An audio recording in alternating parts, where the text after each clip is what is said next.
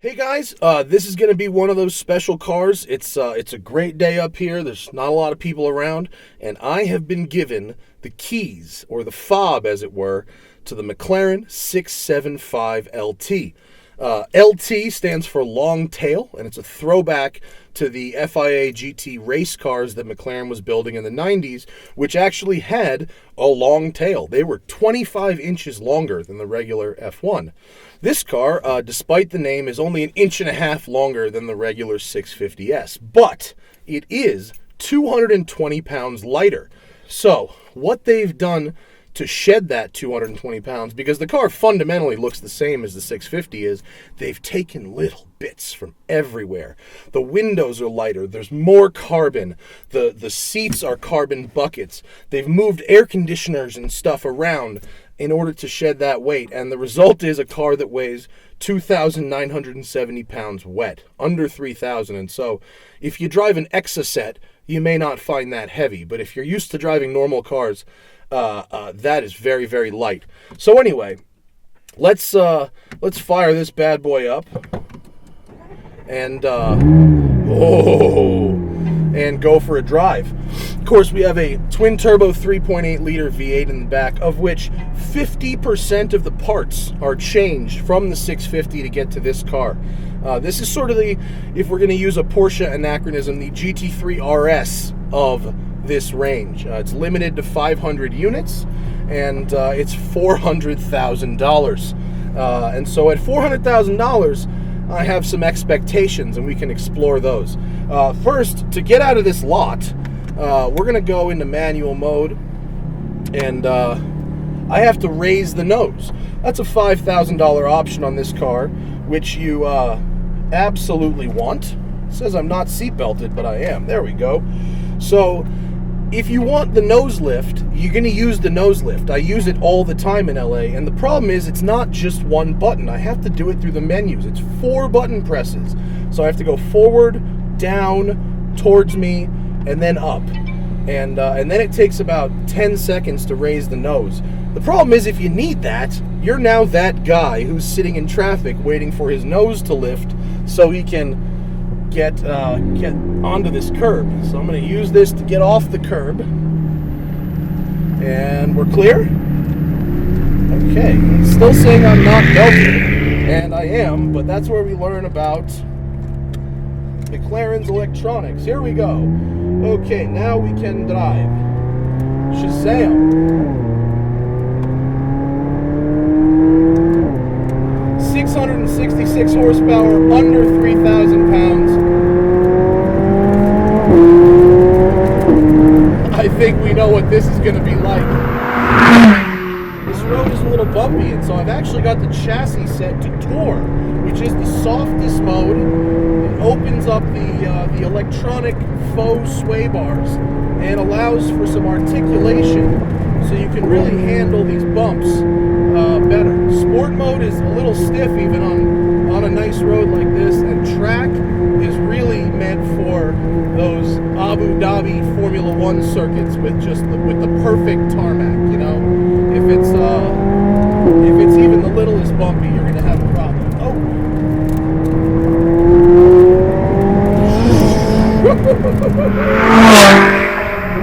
Now, for 400 grand, you better believe I want a special driving experience, and this absolutely delivers on that front.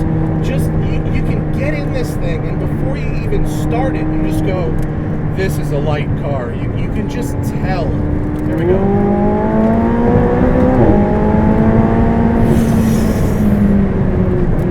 Which brings me to the brakes. They are ceramic, 2-piece, aluminum hat, racing stuff. Big race car stuff. But they are power assisted, but they have a manual brake feel. Really communicative through the pedal. I can tell what's going to happen at the expense of having to use a bit more pedal effort. I can see in my rearview mirror the air brake. This car has active aerodynamics, and when I get on the brakes, the wing pops up to give me downforce at the rear. It's a pretty magnificent thing to see. Down through this canyon here.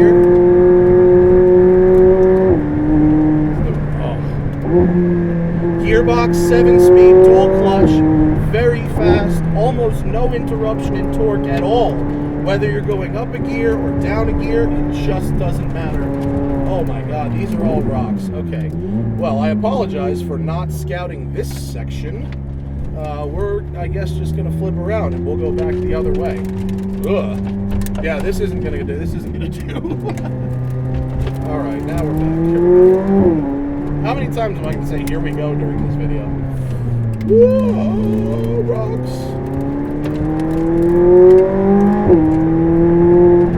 The sound it makes is spectacular. The exhaust is titanium, comes right out of the top. Funny thing though, you actually cannot open the engine bonnet of the car. It's locked and requires a special tool, and that's because McLaren doesn't want you messing with it.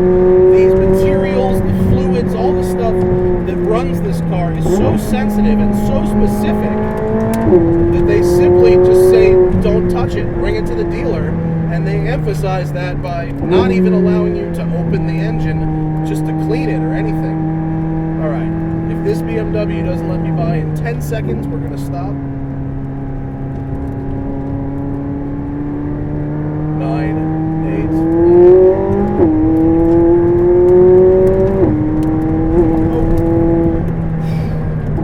So this car will do 0 to 60 in 2.9. It will do 205 flat out, 0 to 124 miles an hour in just under 8 seconds, and that is ridiculously fast.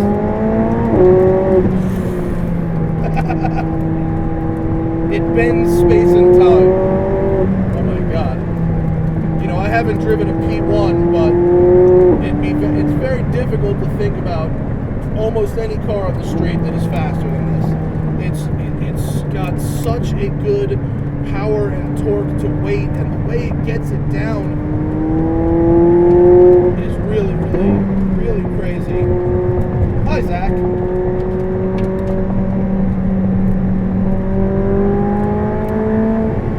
Revs to 8,500 RPM. It's really well geared,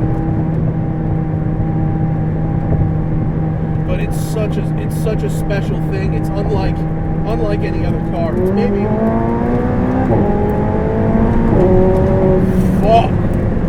I can't even talk about how fast that was. It was ridiculous. I got my aero in full effect. Rear wing is up, giving me extra downforce. I love that.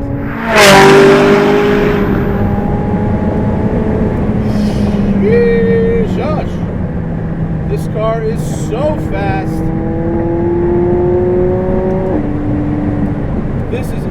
I could feel it sucking down to the ground as I increase the speed. Woo, boy!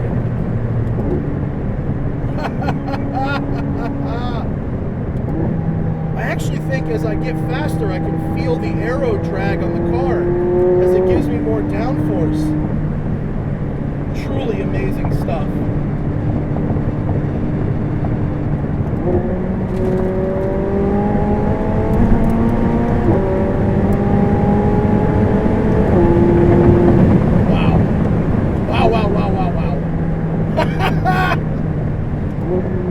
It's really special. The pedals feel great in the pedal box. The steering wheel is great. As I've mentioned before, the dual rocker arm, which goes all the way across, so I can shift up and down with one hand if I want. Wow. It goes through the gears just magnificently.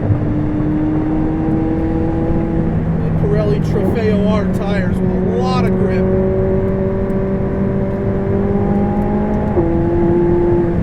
And there's such a huge torque band, it's so wide.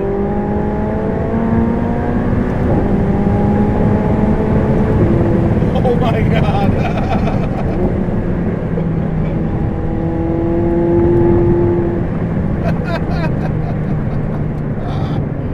Oh, this road is perfect for this car. And if you notice with the suspension in tour mode, it's very compliant. If I stiffen it up, which I'm tempted to do for the video, but it actually makes it much harder to drive. I'll flip around and See this? The turning radius, as I mentioned before, not so good. But what you guys really want to see, and what I want to do, is a launch, because the way it launches is really, really nuts. And I'll go over to this little straightaway here.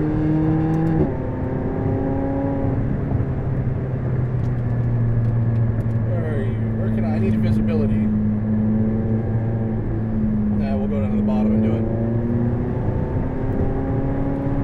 This car, the driving experience is absolutely unparalleled. I mean, it's really, really crazy. So to get a launch, you put everything in track, come to a stop, left foot on the brake, press the launch button.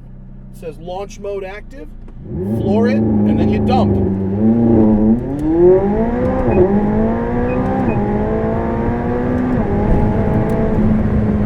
That, I don't know if you were counting, but if it was between 3 and 7 seconds, you could tell how fast that was. It just gets out of the hole so fast. The 0 to 60 with this car is not that really important though, because if you've got these Trofeo R's and they're not warm, you get a bunch of wheel spin in first and second gear, which is fun. I'll roll with that. That's a good time. But you need more than the 0 to 60 run to really be able to explain what this kind of power to weight is.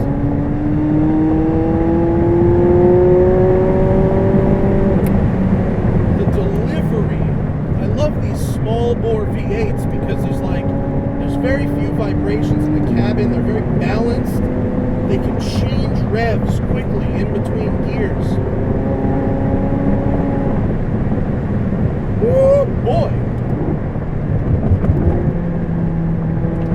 About this color, which I affectionately refer to as nuclear waste green, it's actually called Napier green, which I think is hilarious because if you've seen the Tim Burton Batman from 1990, you'll know the Joker's name was Jack Napier, and Jack Napier became the Joker by falling into a vat of nuclear waste, or toxic waste, and just a little random connection with this color.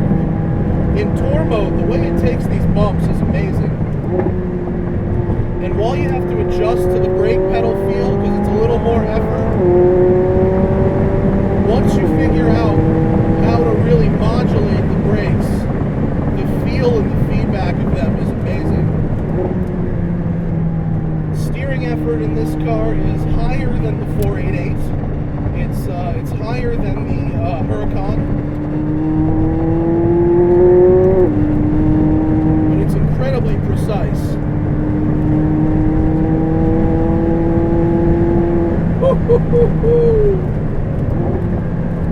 I love this thing. Okay, I just found out something there. You know how race cars sometimes are hard with maintenance throttle over bumps? They make your foot move and that makes the car buck a little bit. In sport and track mode, that happens a little with this car. It doesn't happen in tour. It desensitizes the throttle a little bit. But as I will demonstrate here, I have to get into this parking lot. So I have to go forward, down, check, up. Now I'm sitting in the road, and now I have to wait for it to raise. Okay, now I'm up. Can I get in? Oh yeah, there it is. So ultimately what I'm saying about this car is the driving experience is unlike anything else. Even whether you're going fast or slow, it's unparalleled, and it's crazy and magnificent, and it's refined, but it's also violent and brutal, and I love it.